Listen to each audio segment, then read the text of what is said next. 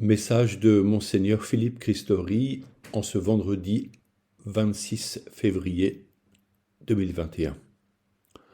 Nous sommes en période de vacances scolaires, une joie pour les enfants, avec une belle météo à Chartres, du repos pour les enseignants, de bons moments pour ceux et celles qui sont en vacances, en montagne ou à la mer. Que tous ceux qui jouissent de cette détente méritée n'oublient pas leur rendez-vous spirituel, ce moment de recueillement à vivre par amour de Jésus. Chaque jour, recevez les textes de l'Écriture sainte de la messe qui seront le GPS pour vous orienter. Depuis une douzaine de jours, je suis positif au Covid, que j'ai croisé lors de ma dernière visite pastorale. Me voici atteint à mon tour et par voie de conséquence solidaire des malades qui, pour certains, souffrent longuement des conséquences du virus. Tout un temps, je m'étais dit que je passerais à travers les gouttes. Les clercs vont souvent au devant des gens et sont donc susceptibles de croiser le virus. Cependant, après 36 heures d'état fiévreux la semaine passée, voici que je vis sans symptômes. Est-ce ma bonne étoile? Ai-je des prédispositions immunitaires? C'est ce variant anglais qui m'a attrapé. La nouvelle s'est vite répandue, expression de la sollicitude des fidèles que je remercie de tout cœur. Cela a pu en rendre d'autres plus inquiets pour eux que solidaires. Nous ne maîtrisons pas nos sentiments. Je suis impressionné par les services de la sécurité sociale qui m'ont appelé à peine les tests réalisés et se sont montrés pleins de sollicitude. Avec 22 000 cas quotidiens en ce moment, comment est-il possible de suivre si bien tant de personnes? J'en rends grâce.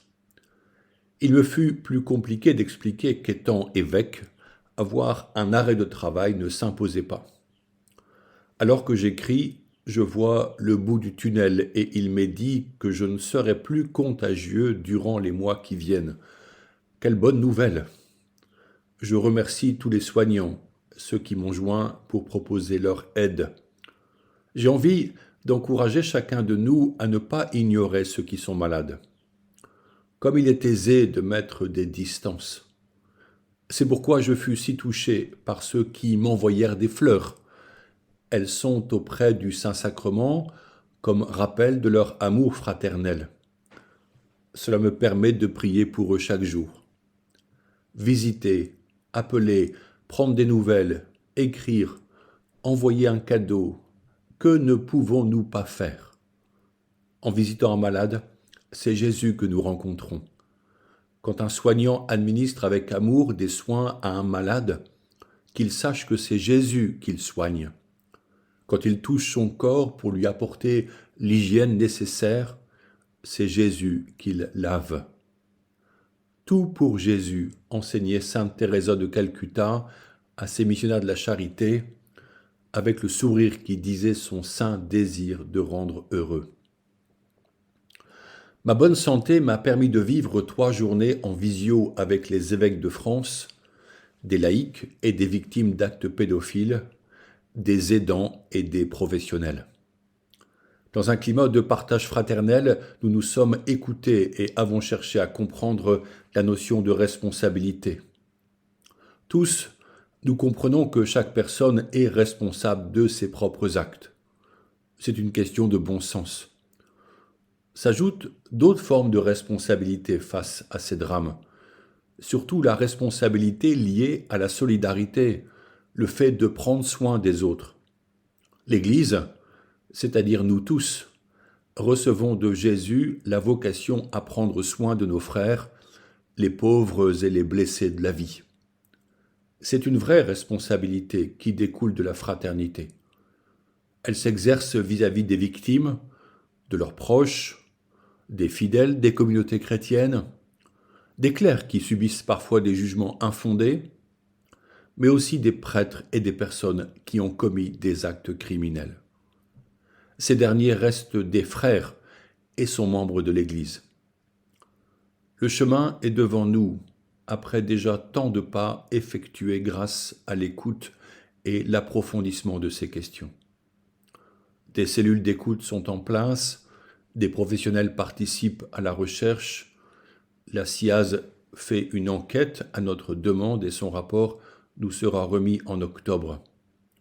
Il permettra de comprendre ce qui s'est passé. Comment ne pas remercier les membres de cette commission qui ont tant œuvré? Nous réfléchissons à un lieu mémoriel pour éviter l'oubli. Dans les diocèses, avec tous les acteurs s'occupant de jeunes, des formations seront proposées régulièrement à tous. Il est certain que ces sujets seront approfondis avec fécondité par la participation nécessaire de tous les états de vie. Le risque serait de nous lasser et de ne plus agir. La fragilité humaine demeure. Certaines personnes auront encore des désirs pervertis.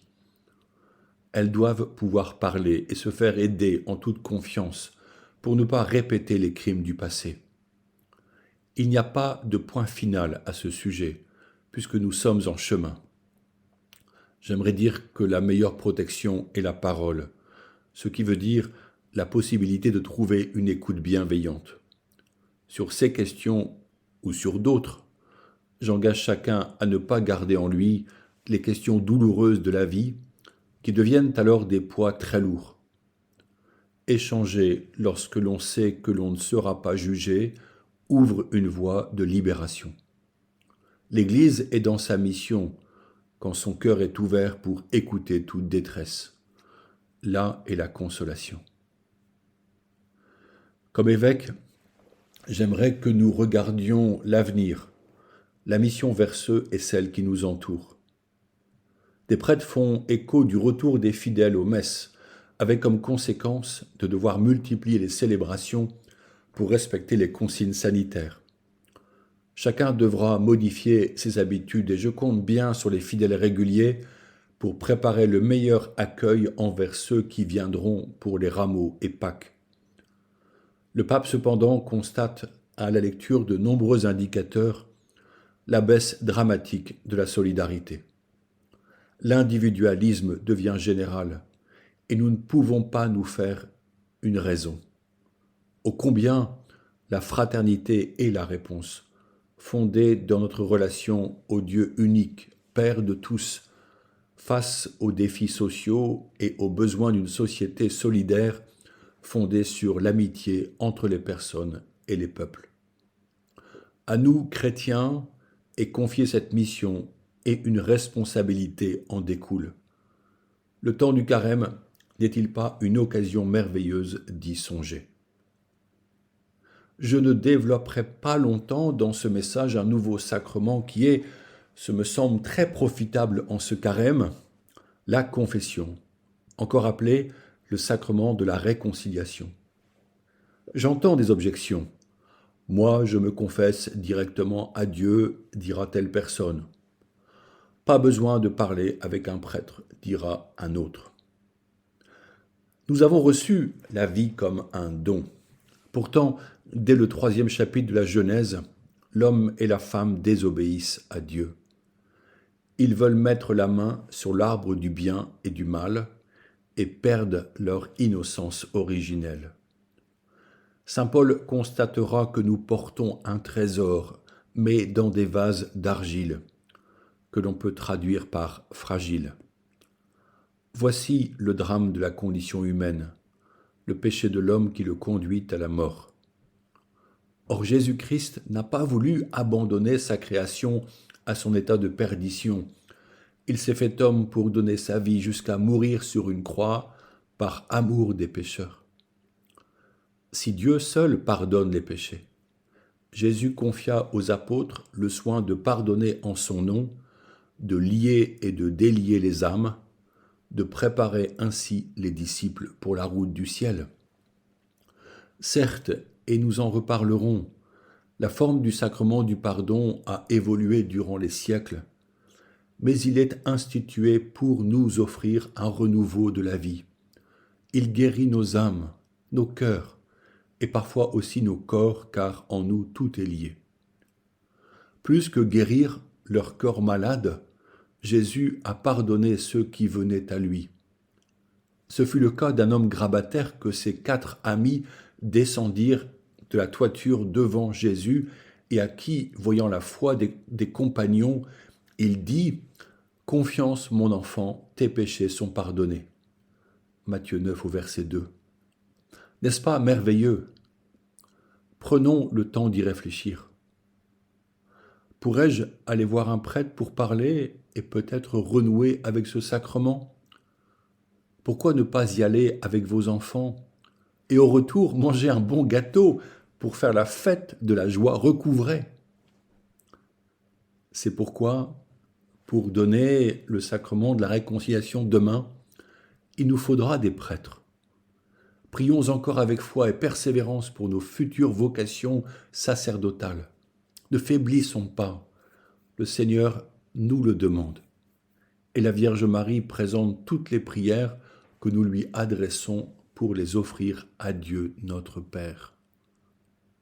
Vierge Marie, Mère du Christ prêtre, Mère des prêtres du monde entier, vous aimez tout particulièrement les prêtres parce qu'ils sont les images vivantes de votre Fils unique. Vous avez aidé Jésus par toute votre vie terrestre et vous l'aidez encore dans le ciel. Nous vous en supplions, priez pour les prêtres. Priez le Père des cieux pour qu'il envoie des ouvriers à sa moisson. Priez pour que nous ayons toujours des prêtres qui nous donnent les sacrements, nous expliquent l'évangile du Christ et nous enseignent à devenir de vrais enfants de Dieu. Vierge Marie, demandez vous-même à Dieu le Père les prêtres dont nous avons tant besoin. Et puisque votre cœur a tout pouvoir sur lui, obtenez-nous, ô Marie, des prêtres qui soient des saints. Amen.